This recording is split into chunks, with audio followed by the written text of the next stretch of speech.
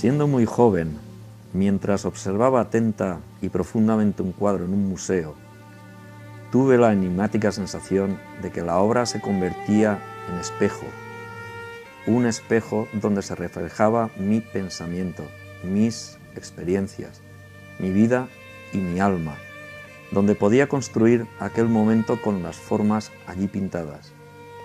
Con el tiempo, he visto cómo mis cuadros se convertían en esos espejos, que cuando son observados por almas sensibles y se van llenando de contenido y significado, guiados por las formas sugeridas por mis pinceles, es entonces cuando mis obras cobran vida, después de su nacimiento en el taller.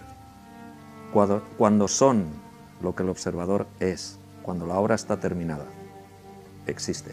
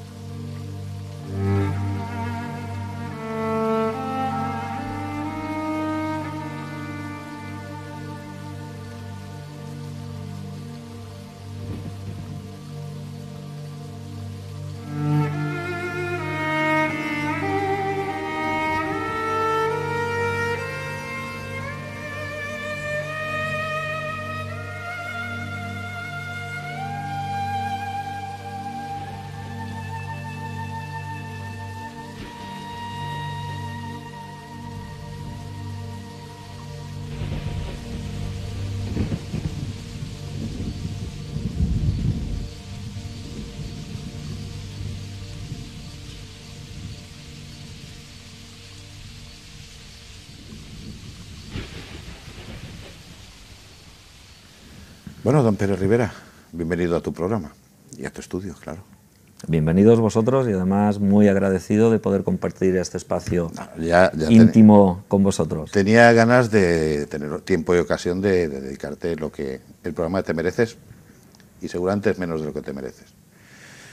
Gracias. Normalmente, como yo no tengo mucha idea de esto, de la televisión y de presentar y todo esto, siempre dejo que sea el personaje el que se presente, el que nos diga quién es. Yo te conozco tu obra, pero para quien no te conozca, o sea, cuéntanos la génesis de este chicarrón que tengo aquí enfrente, con aspecto de modelo pasarela. Bueno. Esto está dicho así, con doble intención. Y empieza por donde quieras. Nada, mira, viene casi al hilo de lo que me dices, porque precisamente el año que acabamos de cerrar, el 2012, ha sido el año que yo he podido celebrar el 40 aniversario de mi primera exposición. Enhorabuena. Sí, gracias, la verdad es que fue a la temprana edad de... Sí, pues 13, 14 años, tengo ahora 54, y mira, se me ocurrió celebrar esa efeméride porque tampoco, no sé, vino y ya está, ¿no? Ese pensamiento lo hice y me vino muy bien porque eso ha propiciado pues que yo haga una lectura, una relectura.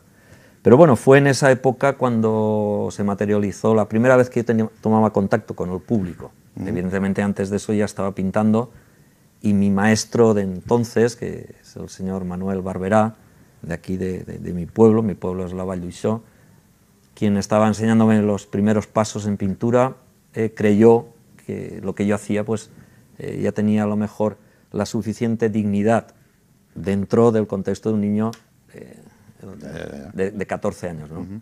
Así que como aquí dio también la feliz coincidencia de que la primera asociación, no sé si la primera, pero bueno, una asociación de pintores mucho más mayores que yo y con más bagaje, montaron la primera sala de exposiciones que hubo como tal, con una iluminación adecuada, también adecuada al año 72, estamos hablando de hace muchos años, y allí pues hice esa primera exposición. Desde entonces hasta ahora han sucedido muchísimas exposiciones. Las exposiciones son para mí el punto de encuentro entre los espectadores y lo que aquí se da, ¿no? La historia que aquí creamos, que nosotros mismos vamos cocinando y preparando, y luego pues las exposiciones es lo que hace posible que todo lo hecho aquí, para bien o para mal, llegue a manos, a la percepción y al corazón y al alma del espectador. Y de paso tenga sentido, ¿no? Sí, evidentemente. Porque la obra sin público es sí, es como un mensaje en la botella, más o menos, ¿no? Me viene a la memoria, siendo muy jovencito... A ver, no nos precipitemos. Siendo muy jovencito, si a los 13 o 14 años ya haces la primera exposición, tú eres un niño precoz o algo así, sí, ¿no? Además, a muy temprana edad viví unas experiencias que la verdad es que me han sido muy sólidas, han sido un cimiento, una cimentación en mi devenir como artista plástico muy importante. Pues joven, tendría a lo mejor 18 años y me hizo una pregunta un señor de aquí de mi pueblo, me paró por la calle. Pere, quería hacerte una pregunta, y me hizo una pregunta que a simple vista parece una chorrada, pero no tiene nada de chorrada. Me preguntó, o me planteó, si tú vivieras solo en una isla, aislada, como un náufrago solitario, ¿pintarías? Y yo digo, hombre, claro que pintaría, por supuesto que pintaría. Con los años dudé de aquello que le contesté. Evidentemente con la vehemencia de los 18 años que estarías pintando a toda hora, que esa vehemencia no la he perdido, por cierto. Ya, pero bueno. Pero luego me di cuenta que realmente nosotros, digo nosotros porque tú eres tan artista o más que yo y lo sabes. Bueno, perdona, te quiero hacer el inciso. Yo ahora soy estrella de televisión, o sea, no, a mí no me involucres. Artista plástico. No me involucres en tu historia. Plástico. Eres tú. Yo recuerdo, y lo veo también en los niños, yo recuerdo muy bien cuando iba a enseñarle un dibujo a mi maestra, a mi abuela, a mi abuelo, que esperabas, deseabas, ¿no?, que aquello gustara y acabar llevándote ese caramelo afectivo, ¿no? Pues muy bien, o la caricia esa, como me pasó con mi maestra de parvulitos, doña Carmencita, que me estimuló mucho porque apreciaba mucho mis trabajos, que a la vez también, sin saberlo ella y sin saberlo yo, inconscientes los dos, yo porque tenía 4 o 5 años, y yo que ella no lo pensaría, supongo, me acuerdo que nos hacía dibujar árboles del natural que había en el patio, algarrobos. Nuestro patio no tenía pistas de tenis, sino algarrobos. Y se me ocurrió pintar un algarrobo, la parte de arriba, la copa, de color violeta, morado, y el tronco rojo. Yo me quedé fascinado yo mismo de aquello, es que lo recuerdo perfectamente. Y me fui a doña Carmencita esperando la misma fascinación por parte de ella. Y dijiste, doña Carmencita, he pintado el algarrobo incendiario. O sea. No, se lo enseñé y su reacción fue, hombre, ¿tú no sabes que los árboles son verdes? Y yo dentro de mí dije, pues claro que lo sé, ¿no? Pero aquello aquel árbol a mí me fascinó. Necesitaba opinar y ya está.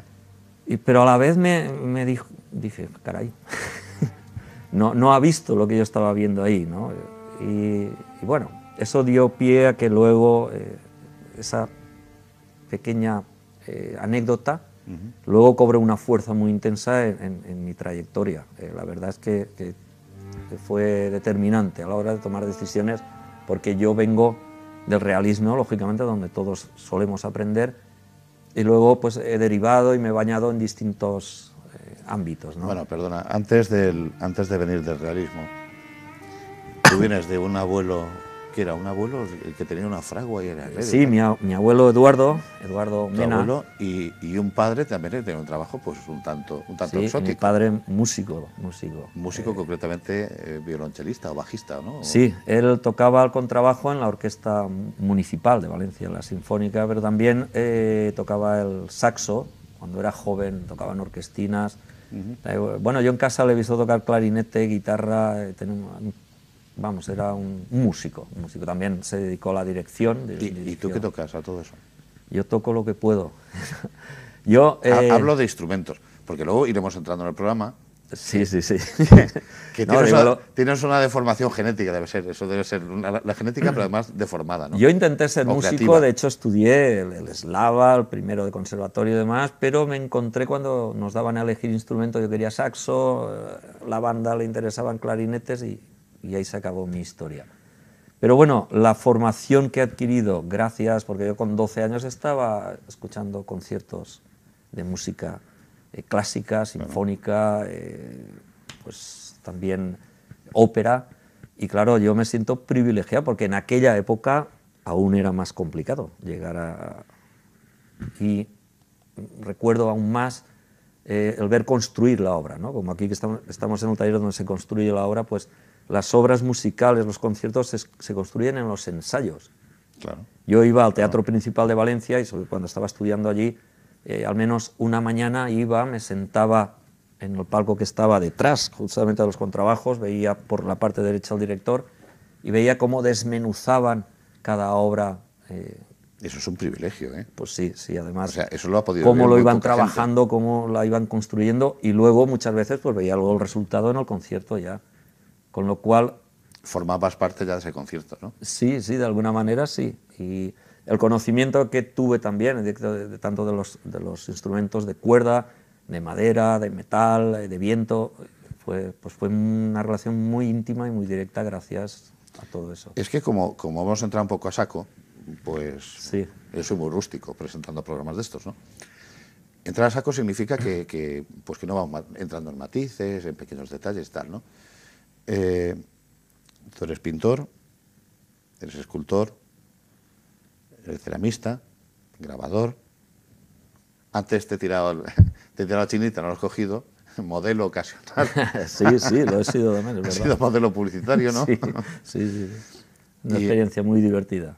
Bueno, pero solo experiencia, o tuviste una etapa de dedicación o qué. No, bueno, a raíz de, mira, es que son coincidencias y accidentes, no sé si esto interesará a tus espectadores, pero en fin. Hombre, tú eres un tío con tipo, si te pusieras de pie, pues vería que es un dandy, este que tenemos aquí enfrente es un Garrido galán, entonces... No sé si me estás tirando los trastos, Javier. No, porque no eres rubia, o sea, no, desengáñate, no eres rubia. Te lo agradezco mucho que me hagas esas consideraciones. Fue un accidente, vieron una portada que me hizo mi amigo, mi gran amigo y gran fotógrafo Mocete, que estuvo en una portada de una revista, llegó a manos de alguien y ese alguien buscaba una persona que tuviera el pelo blanco con aspecto y estuve haciendo varios trabajos durante un tiempo, ¿no? Pero evidentemente ni es lo mío ni tengo tiempo para dedicar a eso. Pero sí que fue una experiencia muy, muy grata porque además... ¿Es creativo eso de ser modelo? A veces te dejan, otras no, porque tienes ahí un director que te marca. Pero es actuar también, de alguna forma. Sí, sí, sí, es muy, muy divertido. Y más yo que no tenía la responsabilidad de los profesionales, que yo iba allí para divertirme y ya está. De guay, como se dice. Sí, de guay. Oye, y hablando de gente guay, tu abuelo, que resulta que con la conversación preliminar me ha dejado fascinado porque te enseñó. Lo digo porque es que, igual que la música ha tenido sentido en tu vida y en tu obra, y la sigue teniendo y tiene vigencia y tal, tu abuelo también formó parte de... ¿no? Es el que, mi formación, formó al escultor que trabaja en... Técnicamente hierro, ¿no? sí, yo puedo decir que fue mi maestro, igual que han sido mis primos, hermanos después, tanto Miguel como Eduardo, y mi otro abuelo, mi abuelo paterno, que era labrador, también tuvo mucho que ver en todo lo que ahora de alguna manera influye en mis decisiones plásticas. Mi abuelo Eduardo... Y en la filosofía. También, sí. Porque de hecho hay una subserie dentro de lo que estoy trabajando ahora que tal vez el culpable es mi abuelo Pérez. Eduardo es el padre de mi madre y Pérez es el padre de mi padre.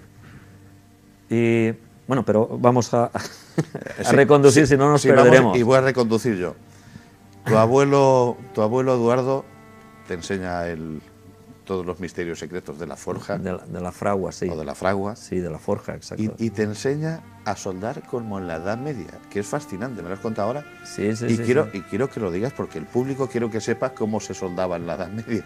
Sí, bueno, el método que él me enseñó, bueno, no fue en realidad te lo he dicho mal, porque no fue mi abuelo, sino mi tío Eduardo. Te lo he dicho mal, mi tío Eduardo. Hijo de tu abuelo. Sí, hijo de mi abuelo. Mi abuelo Eduardo falleció siendo yo jovencito, crío, y no. Fue mi tío Eduardo. Se ponen dos partes, las dos partes a soldar en la fragua, se calienta, y cuando adquiere ese color rojo anaranjado que solo sabe y reconoce el ojo experto, porque la verdad es que yo a veces me decía mi tío, mira, ahora está, y a pesar de mi ojo estar muy entrenado para detectar colores y matices, cuesta. Ahí la mano del maestro es la mano de la experiencia, ¿no? Sí, es cuando se supera el rojo vivo. Sí. Es el... Entonces simplemente se unen las dos partes, les das unos golpes muy sutiles y se funden. Se fusionan las dos partes y queda soldado. Curioso porque, luego eso se enfría. Porque tenemos el concepto de martillazo limpio, y no, al contrario. Es casi romper la estructura molecular de los dos. El martillazo es para, imagínate los romanos cuando hacían las formas de las lanzas, una vez el hierro al rojo vivo, para dar la forma así, iban a martillazo, iban trabajando la forma martillazo limpio. O cuando hacen una herradura, claro. Es lo mismo. La van pisando, la van aplanando con un martillo y la van... Pero vamos, que tú lo tienes claro, puedes hacer una espada, una herradura o soldar... No. Ojalá, no, porque no he practicado, y eso es un oficio, y los oficios se aprenden con la praxis, es decir, cada día trabajando. Bueno, pues a ti por lo menos te metió el veneno suficiente, te inoculó el interés por el hierro. Hemos visto unas cuantas piezas que tienes aquí de hierro, que además están hechas con piezas de... Tú realmente montas, o sea, no es que hagas la escultura, sino que coges piezas de... Sí, sueltas y las voy... Explícanos qué piezas son, porque luego se irán viendo por la cámara. A principios de los años 90 descubrí el troquel, que lo construyeron pues, en el taller que mis primos en aquel momento tenían y se dedicaban a eso. El troquel es una pieza destinada a cortar la piel, bien para hacer zapatos, bien para hacer marroquinería, que es bolsos y demás. Claro, el troquel en sí, yo ya veía unas formas allí realmente atractivas, plásticas. Sí. Era como una esculturita pequeña. Yo cuando vi que una vez realizada su función en los talleres donde cortaban la piel para fabricar el zapato, se desechaban. Y yo dije, ¿esto cómo se puede tirar a la basura y que pierda el valor ese que yo le veía, estético y plástico? Así es que... Yo que sé soldar como los medievales, o sea, que esto no se puede perder. No, bueno. Yo conozco el método, pero no sé soldar, ni mucho menos. Pero sí que sé soldar con electrodo o con la máquina de hilo, ¿no? Los fui cogiendo, les propuse a mis primos que me los guardaran. Allí tenía un montón y estuve unos años haciendo muchos trabajos con los troqueles. Y la verdad es que era una delicia trabajar porque incluso podías hacer cuestiones simétricas. Es que la simetría te pierde, o sea, sí. Toda tu obra está, por lo menos está muy estructurada, da igual grabado, escultura, suele estar estructurada y rara vez te sales de la simetría, a no ser para crear otro punto de interés más atractivo que la simetría. Sí, la simetría siempre me ha gustado porque la sensación de equilibrio, la sensación... no sé, ese equilibrio que se da en el universo para que todos los... Reposo, armonía, sí, la simetría, claro. Sí, incluso pues, el valor de los números impares, ¿no? Siempre parece que haya uno en medio, dos a los lados, o uno a los lados. Y eso tiene que ver mucho de personal, ¿no? Porque no pierdas nunca de vista que el que pinta se está retratando. Sí, bueno, supongo que busco también un equilibrio, ¿no? En mi vida, todos queremos estar equilibrados. Lo buscas o lo tienes, o sea, lo que proyectas es equilibrio. O sea, sí, bueno, yo considero que sí que lo tengo, el equilibrio, ¿no? Pero en mis obras sí que es verdad que la simetría, aunque en realidad después en muchas formas está rota, ¿no? Sí. Pero rota es, claro, cuando una cosa rota armónicamente. Siempre está. Es decir, podemos romper un huevo, pero sigue siendo un huevo roto. ¿Cómo...? A título siempre orientativo, porque me parece siempre de pésimo gusto. A mí desde el gremio me parece horrible decir de qué estilo es tu pintura o en qué casilla estás, ¿no? O por qué cuadras corres, ¿no? Sí. ¿Tú situarías tu pintura en algún epígrafe, en algún...? Yo siempre he discurrido por mi propio camino. Me ha gustado ir por caminos que otros ya han trillado porque aprendes más rápido porque el otro te ofrece la experiencia de la investigación, lo que sea, ¿no? Pero siempre me ha gustado pues tirar pues, campo abierto y definir mi propio camino, aunque tengas más piedras y te pinches más y sea más... Porque encuentras cosas muchas veces que al no haber pasado nadie por allí, pues las encuentras tú. No es que yo tenga interés en tener cosas que los demás no tienen, sino que me llama la atención ese punto misterioso de las cosas por descubrir, ¿no? ¿Sabes qué decía Oscar Wilde? Decía, sé tú mismo, los otros sitios ya están ocupados, ¿no? Sí, pues algo así. Entonces, no, quiero decir que aunque no te lo propongas o te lo propongas, el resultado siempre viene a ser el mismo, ¿no? Bueno, he tratado, sí, de ser yo mismo y con todas las consecuencias, evidentemente. Y lo de encasillar, etiquetar y demás, pues en esta sociedad hay una tendencia clara a eso. Tiene que estar todo etiquetado porque las referencias estén claras y que todo el mundo sepa dónde está. Vamos a ver, es que tenemos dos posibilidades. El arte se siente, por una parte, o se comprende. Pero no van juntas, los conceptos no van juntos. Sí, entonces, claro. en el sentido de comprender la génesis de un artista o de una obra, pues entonces lo práctico es decir, bueno, pues esto es una corriente, una tendencia, esta concretamente, y entonces ya pues ya casi se buscan los orígenes, ¿no? O se entiende mejor. Pero digo, siempre fuera de la sensibilidad, dentro de la pragmática, ¿no? Es decir, bueno, pues lo práctico es entender de dónde viene esto y tal, ¿no? Yo soy un artista contemporáneo, con unas formas muy personales, o sea, tú ves un cuadro de Pérez Rivera, lo ves a 200 metros y dices, aquello es un cuadro de Pérez Rivera, porque esas formas son de Pérez Rivera. ¿Y por qué esas formas? Pues no lo sé. Pues me parece que podemos preguntar a muy pocos más, ¿eh? Realmente yo voy tomando conciencia de mi propio trabajo a agua pasada. Porque en el momento que estoy, en el momento creativo, cuando estás trabajando, no tienes conciencia, o yo no la tengo. Se van surgiendo y yo no me pregunto esto por qué, no trato de racionalizarlo todo, porque a mí lo que me interesa es pintar. O sea, a mí me interesa mucho el hecho creativo, cuando estoy pintando. Hasta tal punto, Javier, que después te lo puedo mostrar, es algo que está ahí. Cuando estoy terminando un cuadro, ya lo veo prácticamente terminado, como antes en las imágenes que hemos grabado, estoy terminando ese cuadro, yo ya ese cuadro ya no me interesa, estoy pensando en el siguiente, pero no me interesa en términos absolutos. Ya lo he creado y ahora lo que me llama la atención es el siguiente. Y lo que te queda por hacer es pura mecánica ya. Con lo cual, siempre reflexiono con una cierta distancia entre lo realizado y lo reflexionario, el momento de reflexión, ¿no?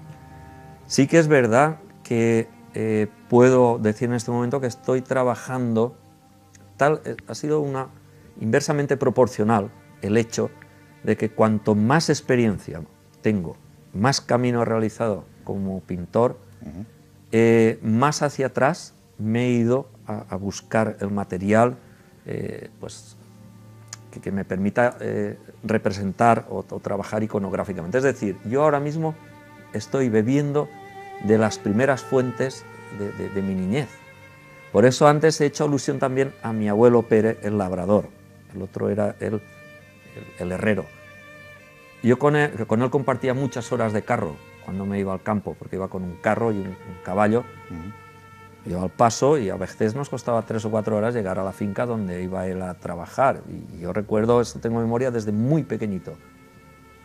Él me hacía observaciones constantemente sobre la propia naturaleza. Estoy ahora trabajando una subserie de biografía onírica. Perdona. Fíjate lo que estás diciendo y el peso que tiene eso, las observaciones de la naturaleza, que tu abuelo, sin saberlo, te estaba enseñando a ver. No a mirar, sino a ver. Exacto. Estamos en eso. La percepción, cosa que sí. No, es que un artista, si no sabe ver, no puede ser artista, por más que se empeñe. Pero no solo era ver, Javier, era también sentir, porque él aquello lo sentía. Y se me ha ido ahora la pinza. No se te ha ido. A ver... recuerdo así la subserie, perdona. No, la subserie, voy a hacer el inciso porque si no se me va a olvidar a mí. está saliendo el poeta.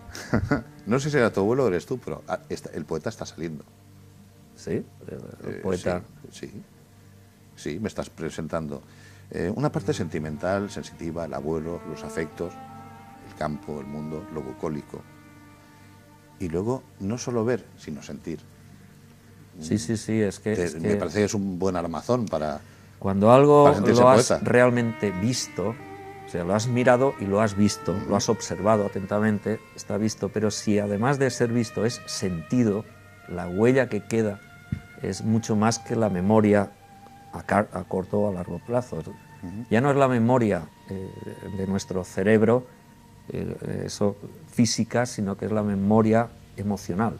Esa memoria emocional tiene mucho valor en mi trabajo porque cuando me retrotraigo o vuelvo hacia atrás a esas experiencias en el campo donde mi contacto con aquellos barros después de llover, aparte de que me dejaban dibujar, por eso me gusta tanto la cerámica, porque el barro es mágico para mí.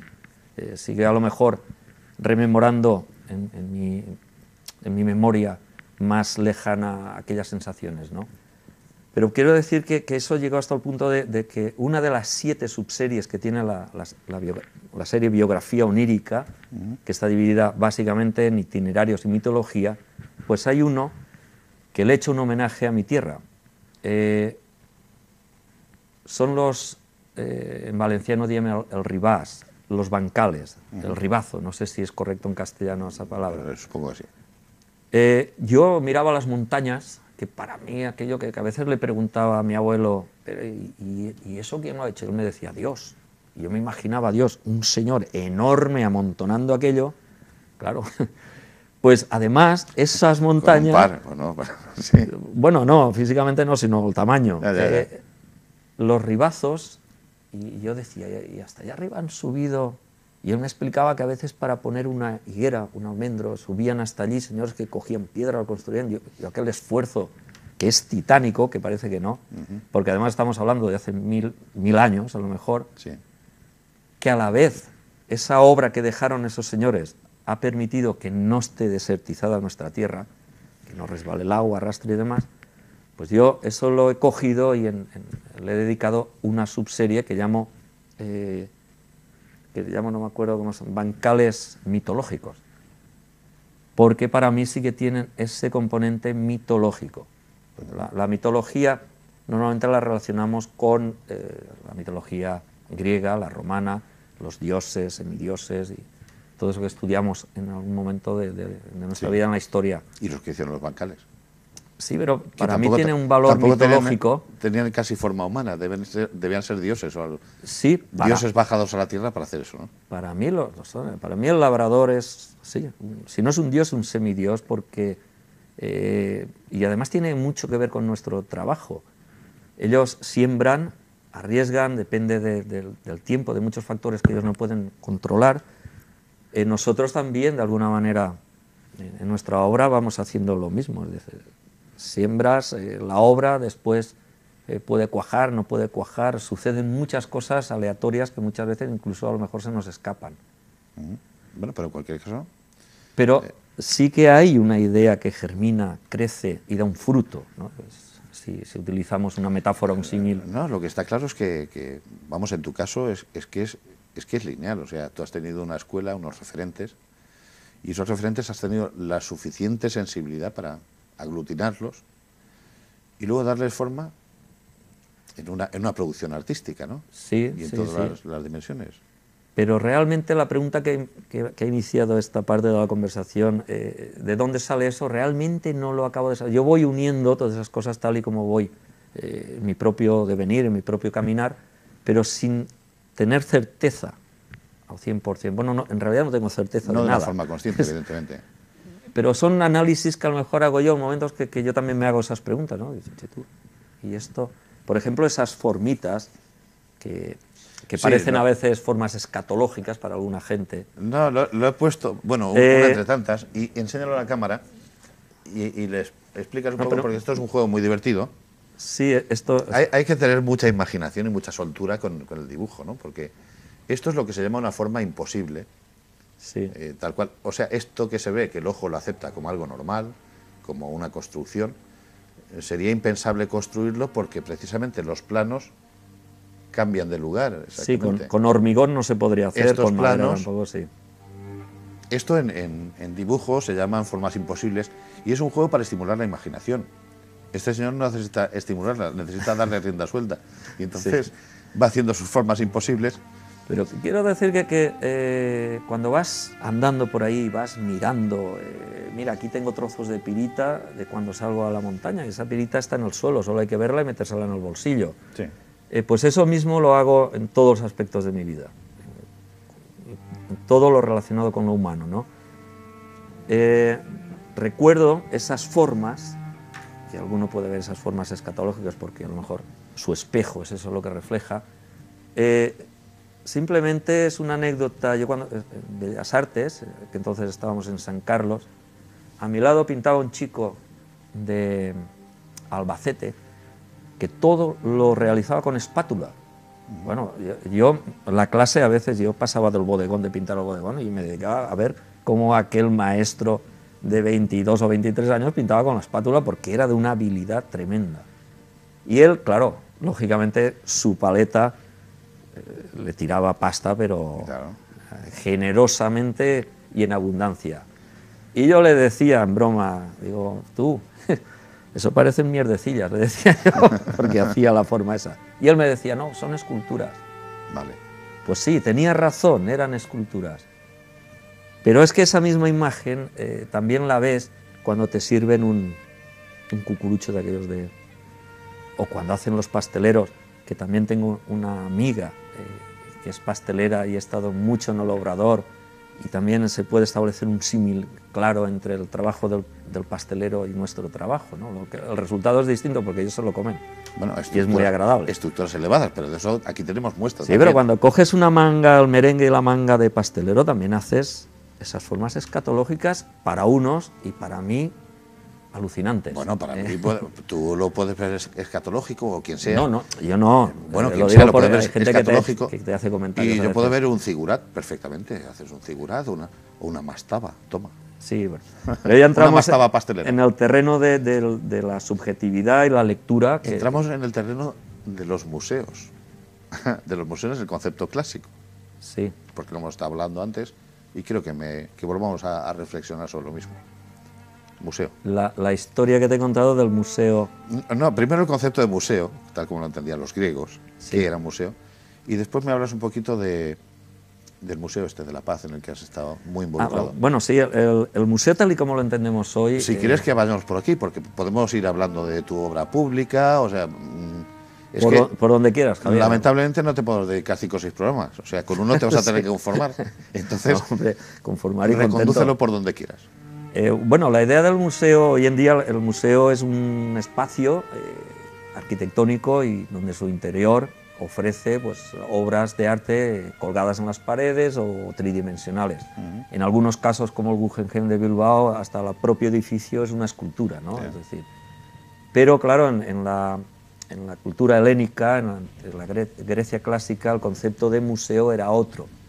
Era un espacio, evidentemente, donde se reunían artistas de toda índole, escritores, escultores, pintores, músicos, intercambiaban sus experiencias. Perdona, y musas. Y se nutrían de las musas, que era donde iban a buscar la inspiración esa que se supone que nos hace falta para el momento creativo. Y son las que le dan nombre a los museos. Exacto. El lugar donde viven las musas, y por eso los artistas se acercaban ahí. Sí. Es que es una... Fíjate que son... A mí me encanta hacer este programa porque todos vosotros los que vais entrando aquí me dejáis algún inciso, alguna reflexión o algún punto de flexión o alguna memoria, me vais refrescando la memoria sobre ciertas cosas, ¿no? Y esta es una nota preciosa, ¿no?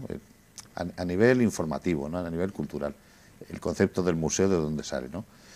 Luego tú, como ya tienes muy claro que un museo lo que es, pues dices, bueno, pues vamos a hacer un museo, pero que tenga ya verdadera médula, ¿no?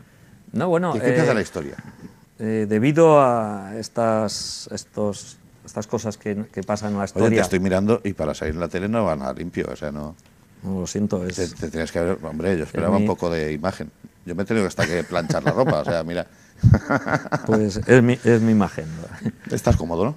Sí, estoy en el taller visto así. Sí, es que además te hemos pillado con las manos en la masa. Sí, sí, es verdad. Haciendo merenguitos, como aquellos de... Pues lo del Museo de la museo, Paz. ya te digo, como resultado de la necedad humana, uno de los efectos más terribles son las guerras. Y después de la Segunda Guerra Mundial, algunos artistas se plantearon qué podían hacer ellos desde su trabajo como artistas plásticos para evitar que volvieran a suceder estas situaciones atroces, ¿no? Y surgieron unos movimientos de arte y paz donde se dedicaban a reflexionar. Eran todos encuentros, digamos, teóricos, ¿no? Donde pues, se barajaban, se reflexionaba sobre el hecho de la guerra y el hecho de la no guerra. Pero llega hasta manos, sobre todo de los japoneses, son los que empiezan a ver que no es tan interesante ya a lo mejor enseñar las imágenes de la devastación que produce, por ejemplo, las bombas atómicas que les lanzaron a ellos, y es más interesante trabajar lo preventivo, es decir, vamos a hablar de las cosas positivas que nos trae la paz y no de la guerra y todo lo que sucede. Allí empiezan a nacer este tipo de museo. La paz en el sentido más amplio, ¿no? Evidentemente, la paz... Lo que dimana o emana de la paz, ¿no? Una vez no existe esa violencia, hay que llenar la paz de contenido. Es decir, la paz es justicia, la paz es Eso iba. Una distribución de la riqueza más justa y equitativa, es dar una buena educación, una buena alimentación a todas las personas. Es decir, y después los valores, que ahora, por desgracia, tanto se están deteriorando, el respeto a los demás, la empatía, practicar todas esas, la solidaridad. Todos esos son aspectos que van apareciendo cuando la paz desaparece, la guerra ya se va consolidando. Pues dentro de ese contexto, de ese ámbito, Vicente Martínez Guzmán, que trabajaba en la cátedra de la UNESCO por la paz en la UJI, me habló de estos museos. Hicimos una exposición que lo dedicamos a los derechos de los niños. Yo lo invité a que él nos diera una charla en aquella exposición, y ahí es donde salió la primera vez, yo tuve noticias del museo. Pero eso cuajó, y en el 2001, creo que era 2000, en el año 2000, se inauguró en la Vall d'Uixó un museo de esas características, donde queríamos que fuera un centro donde vinieran la gente a trabajar. Un lugar de encuentro. Sí, un lugar de encuentro. Y se internacional, además. Sí, sí, además, sí, porque de hecho el Museo de Kochi, de Japón, nos apadrinó. Vino Kazuyo, que es una señora que está muy metida en este movimiento internacional, estuvo aquí, nos visitó y demás. Nos trajeron, por ejemplo, una historia muy de Sadako, que era una niña que a raíz de la bomba atómica adquirió la leucemia. Es un emblema de la lucha por mantener la esperanza, esa niña Sadako. Sadako contrae la leucemia, la hospitalizan y evidentemente su muerte estaba anunciada. Pero alguien le dijo que si hacía 1000 grullas con papiroflexia se salvaría. Y ella se lo creyó. La historia tomó tanta fuerza, ella empezó a hacer grullas, que empezó... Que de hecho son esculturas que están por medio mundo. Sí. Sí. Es un símbolo de la paz hoy en día. Todos los niños de las escuelas empezaron a hacer grullas para salvar a Sadako. Sadako al final murió porque le venció la enfermedad, ¿no? Pero quedó la semilla de esas historias. Eso es lo que luego fue tomando fuerza en este tipo de museos. Y dentro de esos museos tiene cabida el arte, porque su presencia es bastante importante, porque el arte... el arte, cuando menos, no mataba a nadie, vamos. No, pero es una forma distinta de llamar la atención. Claro. Y de llamar a las conciencias o la concienciación sobre algo, porque al ser distinto ya es más atractivo. Y que la gente gire la cabeza y preste atención a algo hoy en día, con los medios de comunicación que hay, toda la oferta que hay lúdica y demás, es muy difícil, ¿no? Entonces, claro, nuestras posibilidades están ahí. Es decir, hacer una propuesta lo suficientemente distinta y atractiva para que la gente al fijarse en ello, pueda escuchar o entrar o atender o enterarse de que eso sucede e incluso de qué puede hacer él para ayudar o colaborar.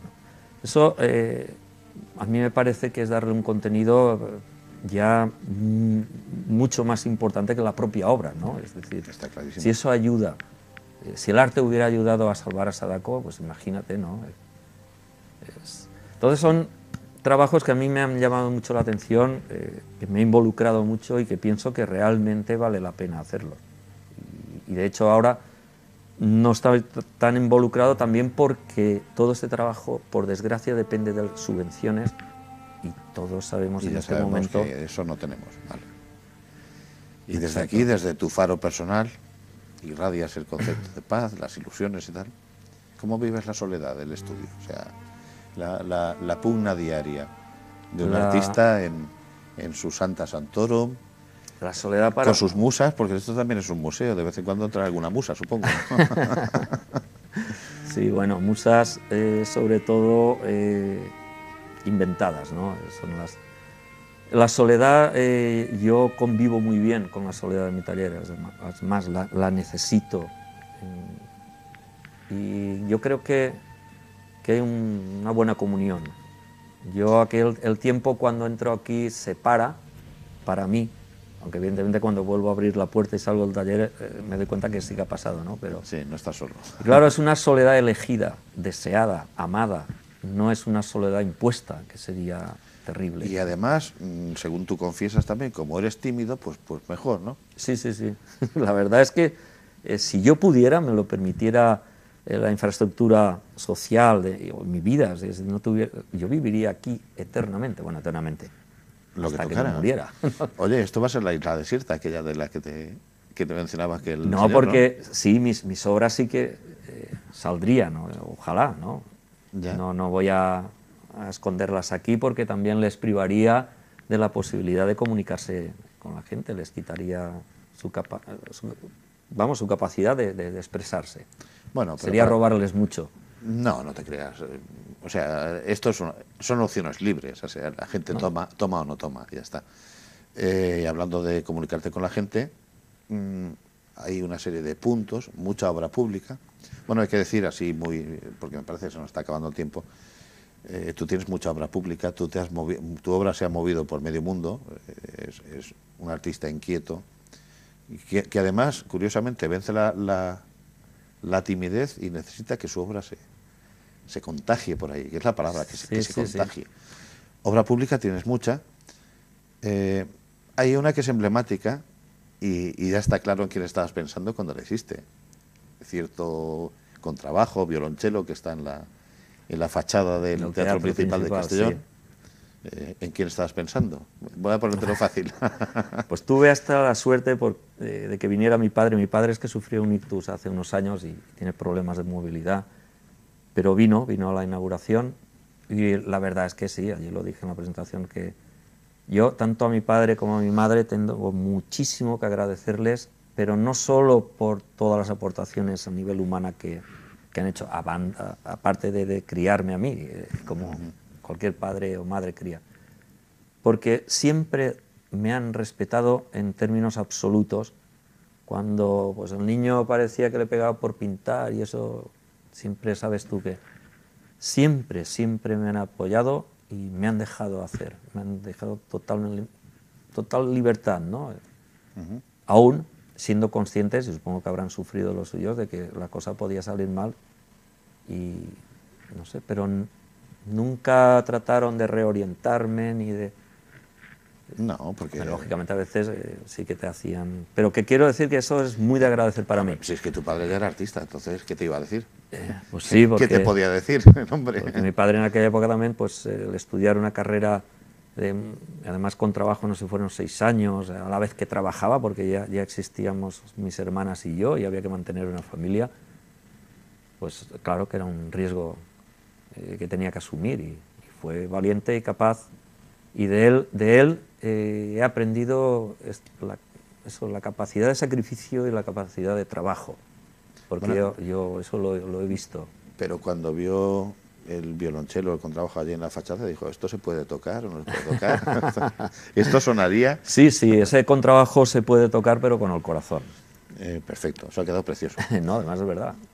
Bueno, y me parece que lo hemos mencionado al principio, no estoy seguro, pero tú sigues vinculado a la música, sigues haciendo tus instrumentos Sí. más o menos posibles o imposibles, Sí. y sé que hay un luthier que está intentando hacer sonar esos instrumentos que tú has pintado. Sí, sí, sí, conocí a un luthier hace unos años que se llevó los dibujos y demás porque él quería fabricar uno de esos instrumentos inventados y que no sé a qué sonará.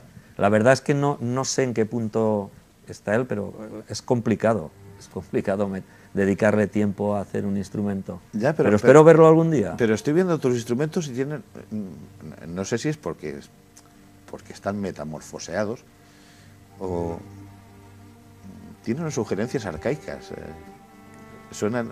Me suenan a instrumentos pues, de la antigua Grecia, del antiguo Egipto, ¿no? O sea, cosas así. Sí, puede que sean. Yo a ver, también... no estoy ni siquiera sugiriendo que te has inspirado ahí, porque, porque tú no te complicas la vida, tú lo haces y ya está, ¿no? Sí, pero suceden, las coincidencias existen. Coincidencias, claro, estamos hablando de azar, existen. A veces, yo recuerdo, por ejemplo, ahora te comento rápidamente, también a principios de los años 90, uno de los materiales con los que investigué y deseché como base matérica fue el serrín, que se obtiene en las carpinterías. Yo hice pruebas con el látex, esto, lo otro, y al final no me interesó, no me servía para mi propósito. Y no sé si era el año 91 o 92, no lo sé, 90, por principios de los 90, un colega y amigo mío, pintor de aquí de Valluxó, que vivía entonces en Nueva York, vino a exponer a la Galería Canem de Castellón. La exposición se llamaba el Bañisterio de San Sebastián, me acuerdo perfectamente. Y me encuentro que él, que hacía mucho tiempo que no nos veíamos físicamente, que estaba en Nueva York, yo aquí, no habíamos intercambiado nada, palabra, y estaba trabajando con el serrín. Si yo lo hubiese, me hubiese servido, en ese momento estaría pintando con serrín también. Una coincidencia. Me ha pasado... Eso es que porque sois paisanos. Hay una conexión de esta... mental, sí. Sí. La verdad es que sucede a veces que hay un mismo pensamiento en dos lugares distintos al mismo tiempo. Bueno. Puede pasar. Dime una cosa, ¿tú te sientes reconocido como artista? En lo íntimo. ¿Reconocido, realizado, satisfecho? Bueno, es que voy atropellándote porque nos quedamos sin tiempo y... Realizado, me siento realizado en tanto en cuanto mi meta, mi mayor objetivo, mi gran meta es pintar cada día lo que yo quiero y deseo lo mejor posible. Y eso lo voy haciendo, poco a poco, por lo tanto, pues me siento realizado. ¿Reconocido? Reconocido. Me siento reconocido, muy reconocido. Nosotros te reconocemos. Estamos aquí para reconocerte. Por una parte de la sociedad y por aquellos que evidentemente pues, se acercan a mi obra con el propósito de abrirse ella, disfrutarla, esto, lo otro. Pero tampoco es una cosa que pienso ni me preocupa ser reconocido. Yo lo que me preocupa es lo que te he dicho, el poder seguir consiguiendo esa meta cada día de pintar aquí en mi taller, cumpliendo mis propósitos personales íntimos. ¿Cómo es la obligación que te has impuesto? Oye, ¿y a ti te pasa como a los actores cuando van a salir a escena? Cuando te pones delante de la obra en blanco, Sí. ¿qué te pasa por el cuerpo? Sufro ya de pensarlo cuando vengo. Cada obra es un mundo nuevo y parece que no te sirva la experiencia de la anterior, porque, claro, cada obra, aunque sea el paso siguiente al anterior, que siempre tiene algo del anterior, por eso hablamos de series, te va a plantear nuevos problemas. Yo lo comparo con los hijos. Es decir, sí, tu pareja, porque somos hombres, se queda embarazada, va a tener un hijo, tienes otro, puedes tener, bueno, hoy en día no se tienen tantos, pero quiero decir que cada uno realmente te va a plantear unos problemas distintos y por más hijos que llegues a criar, el ser padre pues da miedo, ¿no? Aquí también creo que a mí me sucede, ¿no? Ese vacío que tienes que llenar. Porque lo vives con mucha responsabilidad, ¿no? Muchísima, sufro y mucho. A fin de cuentas, nadie te pasa cuentas ni te exige nada, eres tú. Soy yo, muy exigente. Por eso cuando, como coloquialmente se dice, me meten caña, siempre se quedan cortos. De hecho, ahora os enseñaré obras que están ahí en el suelo, que incluso algunas se han expuesto, incluso algunas han formado parte de algún catálogo, y hoy en día están ahí las telas en el suelo porque no estaba plenamente convencido. Les di ese margen de tiempo, pero pasado ese tiempo las he arrancado para aprovechar el bastidor. ¿Tuvieron su oportunidad? Y sí. Oye, y son obras que seguramente otro dirá, che, tú. Picasso era el que decía que somos padres de la obra hasta que la firmamos, después nos convertimos en sus hijos. No lo sé, no lo sé. Yo, en el momento que la firmo, y entonces afirmo, ¿no?, que la doy por buena. Evidentemente, eso ya pasa a manos de aquel que se la quiera llevar a su casa y convivir con ella y disfrutarla, ¿no? Pero así todo, yo sigo... si te queda esa pequeña duda, no estoy satisfecho. Y tampoco la satisfacción es algo que me... porque realmente no tengo tiempo de estar satisfecho, porque como siempre estoy preocupado por la siguiente obra. La siguiente obra va a ser la buena, ¿no? Sí, ojalá. Eso también me lo han preguntado a veces. ¿Cuál es tu mejor obra? Digo, la siguiente. Espero que no llegue nunca, porque si dijera esto ya es lo máximo que puedo hacer, al día siguiente me retiraba. Sería... Bueno, oye, es que Paco nos está diciendo que, fíjate, el tiempo es un rodillo, nos atropella. Sí. Ahora que estábamos ya entrando en conversación, ¿no? Nos alegra mucho aprender a soldar, como decían en el medievo. Nos ha encantado tenerte en el programa, te lo agradecemos muchísimo. Hombre, yo estoy muy agradecido que me hayáis dedicado este tiempo y que de paso... Pues... el tiempo nos lo dedicas tú a nosotros, nos haces felices, nos enseñas cosas y ya puesto, ya que estás en harina, metido en harina, pues despide el programa tú, di lo que quieras. Hombre, yo lo que despedir el programa simplemente sería decir a todas las personas que te van siguiendo en los distintos programas, pues que no dejen de hacerlo, porque es una oportunidad. Gracias, eso es lo que me toca, gracias. Es la oportunidad no de romper esa cáscara que puede tener el arte por fuera y descubrir esa otra cara de la moneda que casi nunca se muestra, que es esta intimidad del taller, que como hoy pues ha sido un placer romperla y compartirla, y que eso espero que dé pie a que la gente se acerque al arte, y no solo eso, sino que llegue a disfrutarlo llevándose obras a casa, de quien sean y como sean, pero que de alguna manera haya una proximidad, una cercanía y un contacto directo con el arte. Eso, y con los artistas también, que no somos... bueno, no sé los demás. Bueno, pero en fin, que no somos como los pulpos, con 8 brazos y cosas así. No, yo creo que somos personas normales y que incluso nos gusta a veces compartir todo esto con los demás. Nos encanta, porque, oye, tú eres vanidoso, porque dicen que los artistas son gente muy vanidosa. No lo sé. Tampoco Yo te lo pregunto a título informativo. No, supongo que tendré el grado de vanidad que todo el mundo tiene. No sé. Bueno, no me siento vanidoso ni... Ya has despedido el programa, ¿no? ¿Lo das Sí. por resuelto? Y muchas gracias, Javier, por haber pensado en mí. Yo te agradezco mucho porque ya conoces el título del programa y hoy tú nos has encendido el faro. La luz es tuya. Hasta siempre. Gracias.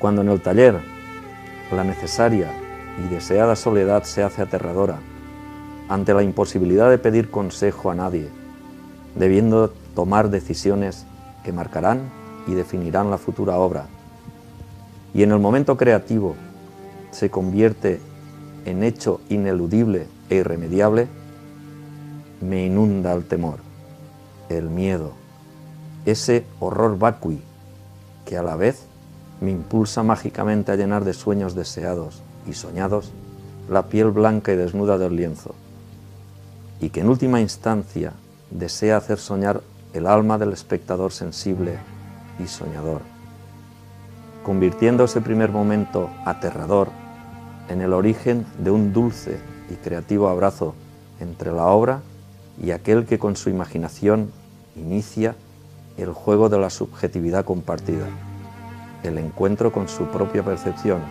su imaginación, y me siento muy feliz.